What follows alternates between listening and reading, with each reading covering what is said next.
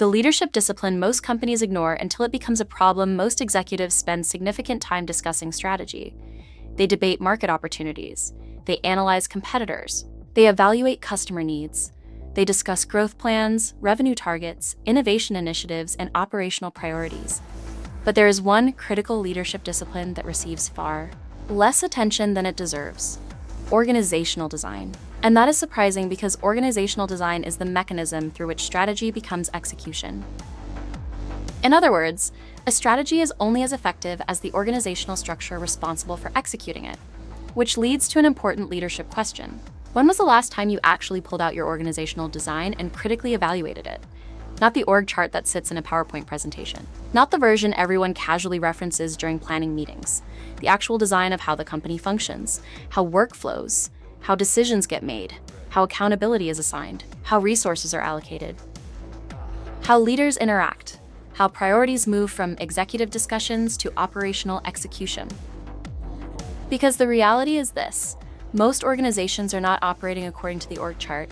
They are operating according to a complex network of relationships, dependencies, decision rights, reporting structures, informal influence, and historical habits that have evolved over time. And in many cases, those systems no longer support strategy leadership is trying to execute.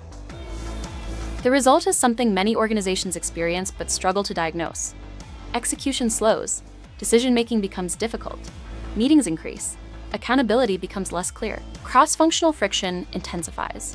Leaders become increasingly involved in solving operational problems, and despite having talented people throughout the organization, performance begins to plateau. Most executives initially assume these are people problems. They assume they need better talent, more training, stronger managers, improved communication, better technology. Sometimes those things matter, but often the real problem is structural. The organization itself is creating friction. The design no longer supports the mission, and no amount of individual effort can permanently overcome a system that is working against itself. Think about the most common frustrations leaders experience. A critical project stalls because multiple departments have partial ownership. A strategic initiative slows because nobody is completely accountable for the outcome. Important decisions require endless alignment meetings. Employees spend more time coordinating than executing. Leaders constantly intervene to break logjams and resolve confusion. These are not isolated operational issues. They are symptoms. Symptoms of an organizational structure that has drifted away from strategic alignment. The challenge is that organizational design rarely fails dramatically. It fails gradually, almost invisibly. A company launches a new business unit. A new leadership role is created. A function expands. A team is added. Another reporting layer is introduced. A new product line emerges. A merger occurs. A market expands. Each change appears reasonable in isolation, but over time, the cumulative effect becomes significant. What once was a simple organization becomes increasingly complex. What once moved quickly now moves slowly. What once required a single decision now requires 5 meetings and multiple approvals. And eventually, leaders find themselves asking a question they never expected. Why has execution become so difficult? The answer is often hidden inside the organizational design itself. Because growth creates complexity. Complexity demands evolution. And organizational structures that support one stage of growth rarely support the next. The structure that helps a startup reach $10 million in revenue is rarely the structure that successfully scales to 100 million. The leadership model that works for 50 employees often fails at 500. The decision-making systems that support an entrepreneurial company often collapse under the weight of operational complexity.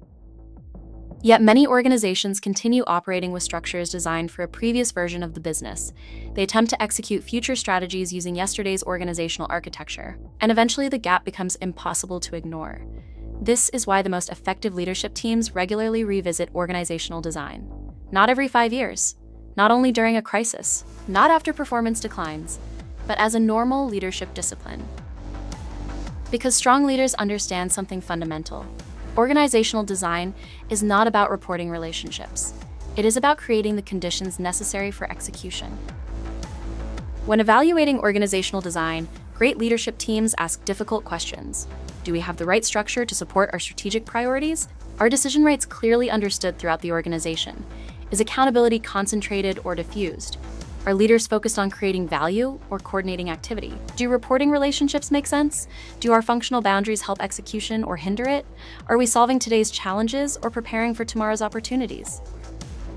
Most importantly, if we were building this company from scratch today, would we design it the same way? That question alone often reveals how much organizational inertia exists within a business.